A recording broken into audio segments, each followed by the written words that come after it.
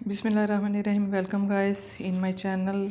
आज का हमारा जो टॉपिक है वो the components of the sentence है।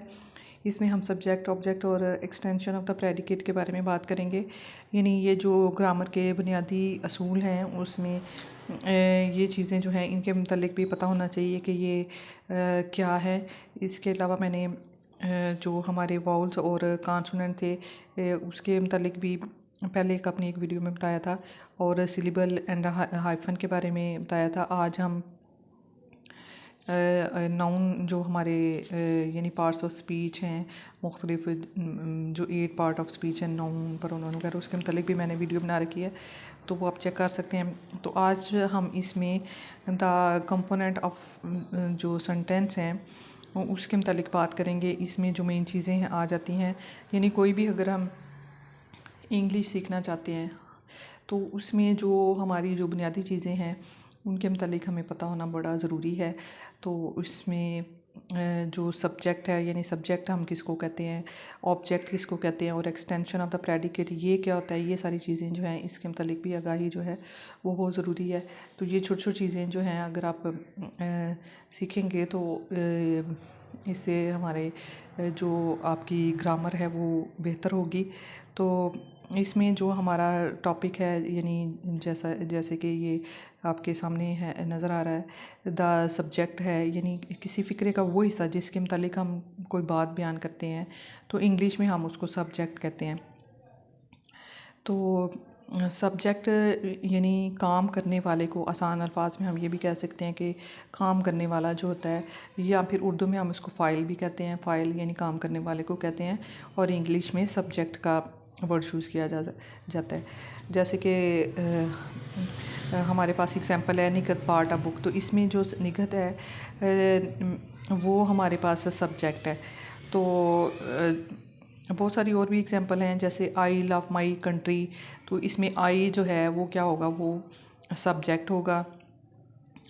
यानी जो काम कर रहा होता है, जिसके मुतालिक यानी कोई बात बयान की जाती है, तो उसको हम इंग्लिश में सब्जेक्ट कहते हैं। जैसे शी ईट राइस, तो उसमें वो चावल खाती है।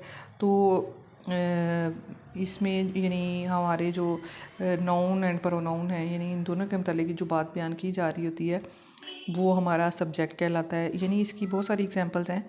तो जैसे Ali play plays cricket, Ali cricket खेलता है। Heera go goes to the school daily, Heera जो है वो रोज़ाना स्कूल जाती है। इसमें हीरा जो है वो हमारा सब्जेक्ट होगा। तो इसी तरह फ़िक्रे का वो हिस्सा जिसमें कि कोई जिस चीज़ पर या जिस हिस्से पर कोई काम वाक़या हो, इंग्लिश में हम उसको ऑब्जेक्ट कहते हैं। इस सेंटेंस में जैसे कि अ बुक है, निकत बाट अ बुक, तो अ बुक जो है ये हमारे पास ऑब्जेक्ट होगा। यानी इन सब्जेक्ट, ऑब्जेक्ट और एक्सटेंशन ऑफ द प्रेडिकेट जो है ये हमारे पास ये इस टॉपिक में हम इस वीडियो में इन पे बात कर रहे हैं कि किसी भी जो फ़िक्रे होते हैं, किसी वो फ़िक्रे का वो हिस्सा जिसमें सब्जेक्ट, वर्ब और ऑब्जेक्ट के अलावा एक या ज़्यादा लफ्ज़ों पर जो सेंटेंस है वो मुश्तमिल हो, तो इंग्लिश में हम उसको एक्सटेंशन ऑफ द प्रेडिकेट कहते हैं। इसमें ये हमारा जो सेंटेंस है इसमें तो निकत पार्ट ऑफ बुक है, इसमें हमारे पास सब्जेक्ट है, बाट जो है ये हमारे पास वर्ब है, आ बुक जो है ये ऑब्जेक्ट है। तो इसके मतलब बहुत सारी एग्जांपल्स हम कर सकते हैं, जैसे she tells a lie, she does not, या डज नॉट ईट राइस, या she eats rice, he was going home.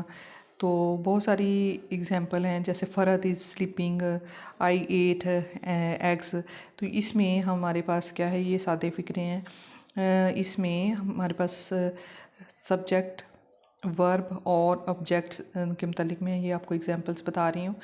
तो लेकिन इसके अलावा अगर हमारे पास फ़िक्रे में ऐसा हिस्सा आ जाए यानी जो सब्जेक्ट वर्ब और ऑब्जेक्ट के अलावा एक या ज़्यादा लफ्ज़ों पर मुश्तमिल हो तो इंग्लिश में हम उसको एक्सटेंशन ऑफ द प्रेडिकेट कहते हैं। जैसे कि ये हमारे पास एग्जांपल है, Nikhat bot a book from the बाज़ार। अब निकत जो है, निकत वो तो हो गया हमारे पास सब्जेक्ट, बॉट जो हो गया वो वर्ब है, अब बुक जो है वो हमारे पास है ऑब्जेक्ट। फ्रॉम दी बाज़ार जो है ये हम कहलाएगा एक्सटेंशन ऑफ द प्रेडिकेट। इसको हम यानी फ्रॉम दी बाज़ार को एक्सटेंशन ऑफ द प्रेडिकेट कहेंगे। तो ये थी आज की हमारी video the component of a sentence के बारे में, यानी इसमें हम सब्जेक्ट, ऑब्जेक्ट और एक्सटेंशन ऑफ द प्रेडिकेट के बारे में बात किया। नेक्स्ट इंशाल्लाह हम इसके अरेंजमेंट के बारे में बात करेंगे कि किस तरह हम एक सेंटेंस को अरेंज करते हैं तो और सेंटेंस बनाते हैं। ओके जी, अल्लाह हाफिज़।